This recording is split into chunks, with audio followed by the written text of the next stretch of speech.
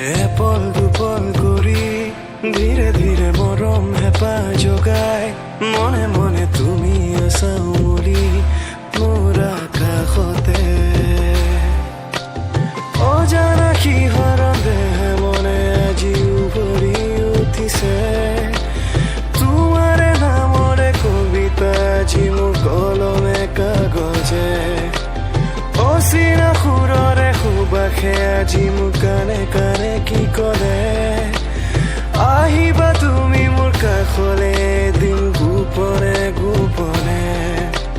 Apple দুপল কৰি ধীৰে ধীৰে মৰম হেঁপাহ জগাই মনে মনে তুমি আছা